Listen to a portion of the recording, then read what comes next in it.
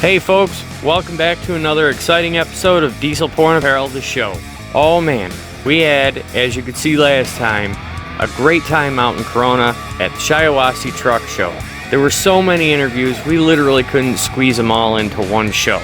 On this episode, we've got truck pulls, we've got tractor pulls, we've got the light show from last week, and there's one more tiny interview of a truck that I really personally like that we're going to start the show off with, but we just couldn't fit it into the last episode. So without further ado, folks, here we go.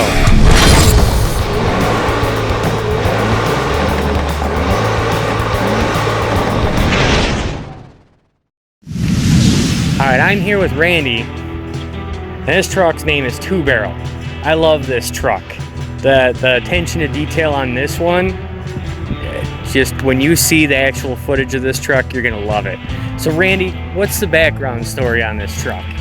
This truck is a 1982 359 feet, and it's still in its original configuration. It's got a 400 A model CAD engine in it, which was originally painted white from the factory. It's got the old non-pre-select 13 speed in it, and rear ends, everything basically is in the stock configuration that it came out the line in 82 with. And when I got the truck, I picked it up about 5.5, 6 years ago now, and it was in pretty rough condition. The previous owner had beat it up pretty bad and did some shoddy body work and painted it with house paint.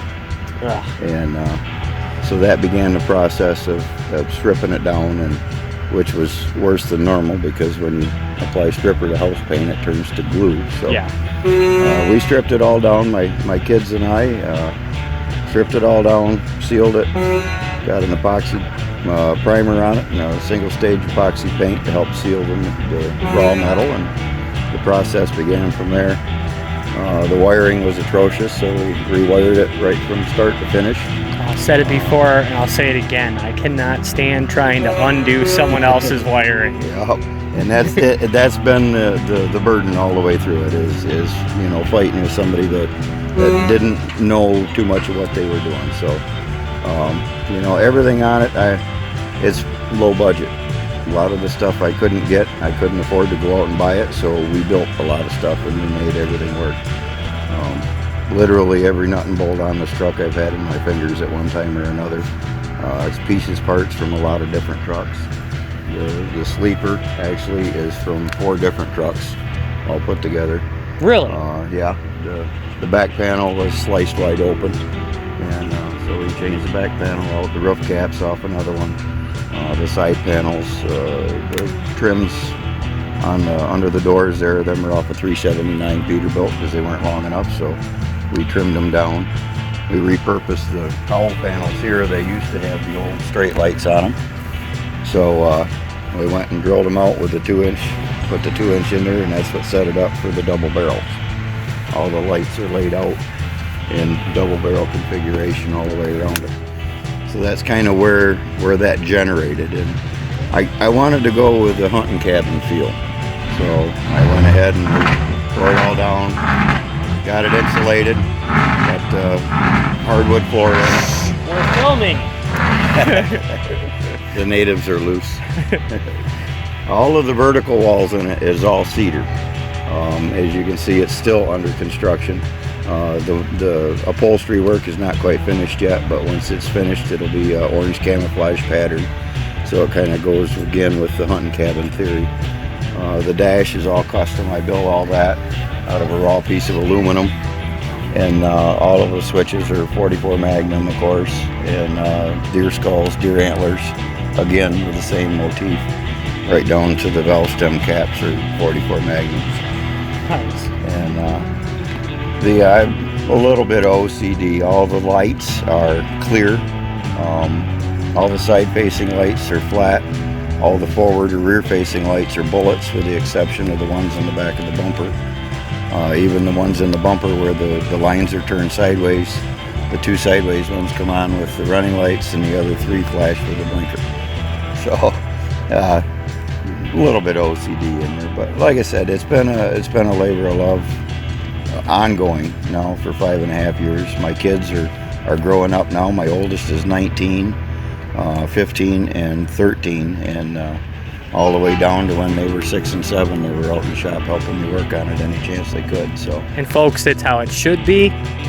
Absolutely, you know. They've all been out on the road trucking with me since they were in diapers. You know, I was the only guy in the truck stop bathroom changing diapers. But they grew up in it. They love it just as much as I do, and we enjoy the trucks just as much as, you know, the business of being in trucking, and that's what it's all about. Now I gotta ask. I ask everyone I come across this. You know, in your years of trucking, is there anything that you do to this truck to, you know, anything to kind of stretch parts a little longer, save a little money? I build everything. My saying is, I've got a torch and a welder, I can make it work. And literally, that's, like I said, a lot of it's you know, repurposed. The front bumper is used to be an old plain flat bumper off of Kenworth. I got for doing a side job for a guy, and I cut all the openings in it by hand, drilled all the 2-inch holes in it by hand, and we got a custom bumper now. There you go. Yeah, I traveled all the way to West Virginia to get a radiator for it. You know, and anything you can do to scrimp and save, and if you can do the work yourself, and, you know, a lot of good friends pitch in and help, and like I said, right from the get-go, my kids have been right there with me helping me build it, and there's a lot of pride in it, you know. It is a gorgeous truck. I love the detail on the dashboard. You know, I see a lot of guys, they'll do a ton of stuff to their truck, and then, you know, most of the time you see maybe a matting on the dashboard. You don't see a lot of, I mean, that is detail. You're right. You got some OCD, and that's in a good way. There's not too much on here that's bolted on. Most everything on here is built specifically. You know, when I got to that point, we needed it, so I figured out how to build it, and it's on here. Right down to the footprint gas pedal. Well, Randy, thank you very much for your time. I appreciate it. Love the Thank truck. You enjoy the show now, okay? You too, thanks.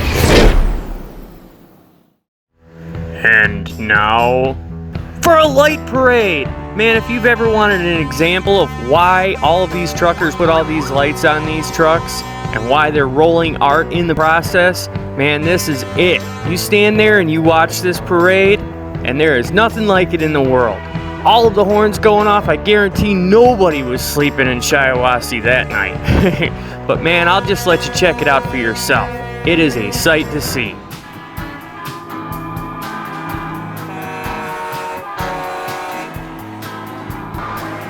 When I first woke up, Here comes Bob Nathaway, guy that taught himself how to drive.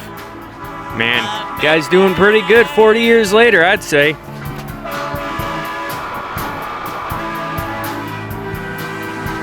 when I checked my phone, the bastard told me no calls from your lady.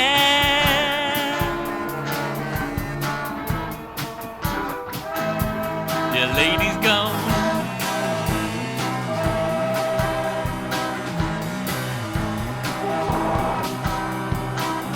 I don't know what to do when I'm not next to you.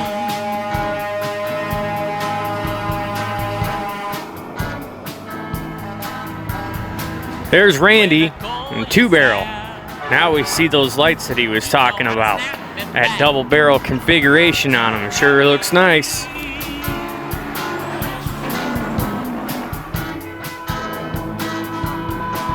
When my mind makes me mad, you just say that's not a bad thing.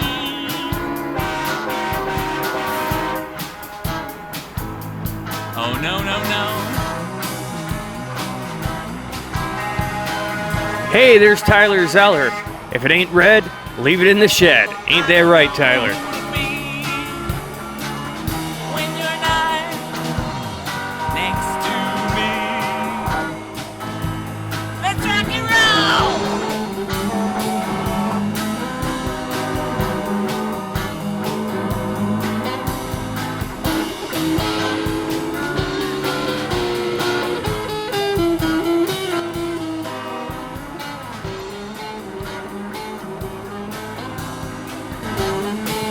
There's the Maynard's truck.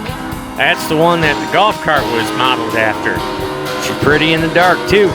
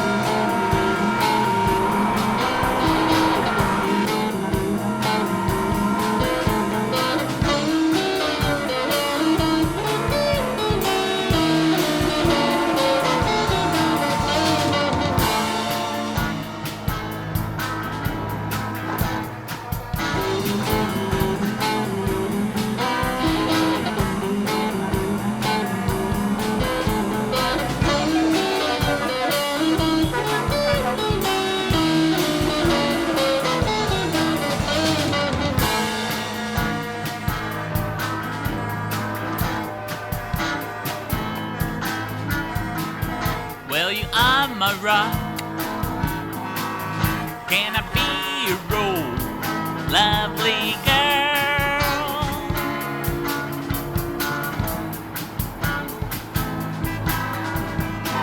Well, this is coming to a shock. This is obviously no. Whoa, whoa, whoa.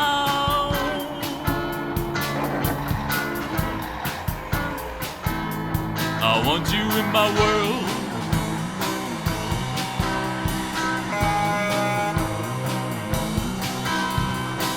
It's hard to be too cutesy, 'cause the cute was never coming from me.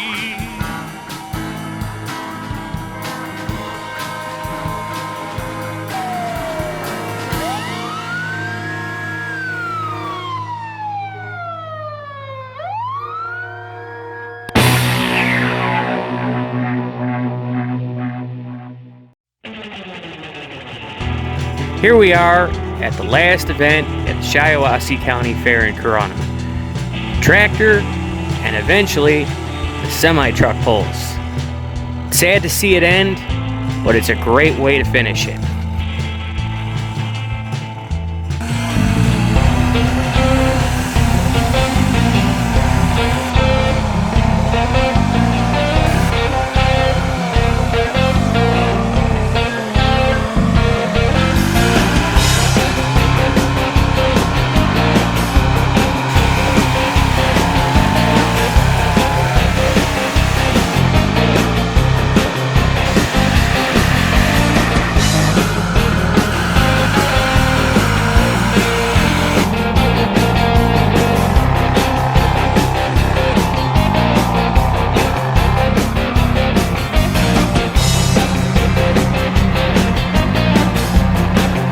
Hey, I know that guy.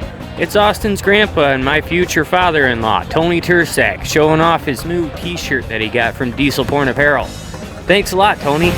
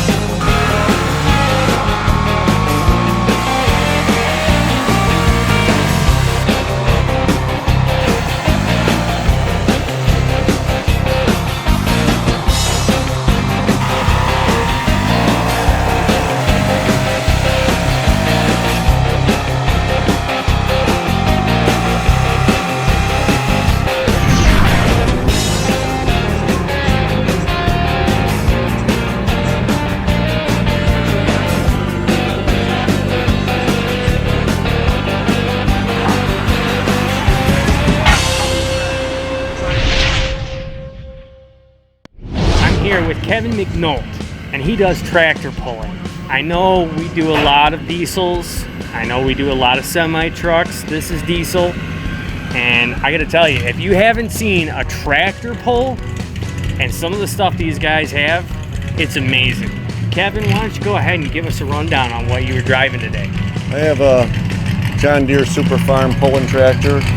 We run it in local and national and regional hooks and national tractor pullers and thumb tractor pullers here. We have many classes for different levels of competition. This is the Super Farm tractor. There's many levels higher. With this one we use you start with a stock tractor engine, block, and rear end, and you modify it, and you're allowed to use up to a 3-inch turbo, 3-inch in, 3-inch out. And with all modifications that are done to it, such as we use a complete dry block system and special injector pump on it, big, large 16 millimeter injector pump that I run on it to deliver the fuel. Water injection, we can make 1,500 to 1,600 horsepower with these tractors. Major modification, of course, to the transmissions and rear ends, so the rear ends take it. It's getting the proper gearing that you need for it, the speeds that we go down the tracks. I can give a quick example of that. A factory tractor road gear is way slower than the gear that I use to pull in. We use a gear that's much faster than the fastest gear that the tractor ever came with. So to go the speed, so we can go that 30 miles an hour down the track with the sled at times. Engines produce 3,000 plus foot-pounds of torque. There's many other classes that you can step up. This is kind of like NASCAR restricted with us, with a 3-inch turbo. If we move up to some other classes, such as the 4.1 turbo, that allows you to get another 1,000 horsepower. Or you go to an unlimited turbo, you could make as much as 4,000 horsepower with those. In some cases, multiple turbos, I'm sure you've talked about on trucks. Oh yeah. Yeah, where they put stage, you can get 300 pounds of boost and 5,000 horsepower, so in the different levels of classes. They do pull semis too. We'll be pulling some semis tonight later to see how those work on the track here. Hopefully get some video of that and compare all the different products that are out, things in the pulling world. You check it out, the thumb tractor pullers or the NTPA, you can check out all the pulling all over. That happens all over the Midwest. I gotta say it again, folks. I know that at Diesel Porn Apparel, we're mainly focused on the semis, but these are diesel. And I tell you what, when Kevin went down the track today, the sun was out, and then by the time he got to the end of it, it was nighttime. This guy can roll some coal. So, Kevin, I want to thank you for the interview again, and thanks for the show today. Yep. That's about it, folks. All right, finally, after waiting all day, and not that it was a chore watching all those beautiful tractors out there, we finally get our trucks out on the track. I know Chris LaFave can't wait to bite the tires of his Mack into that nice smooth dirt that they've been preparing all day. It's time for the moment you've been waiting for.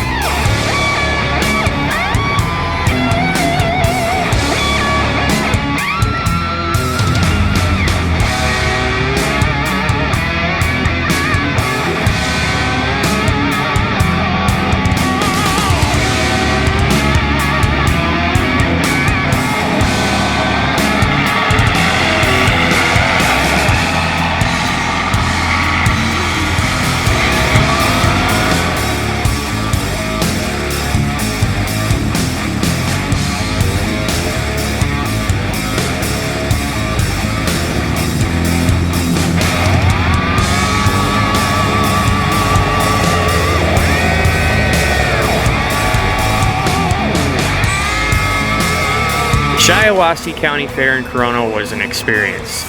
Let me tell you, folks, I love doing these events because of the people that are always involved in them. Everyone is always nice. Everybody there is hardworking, genuine, likable folks.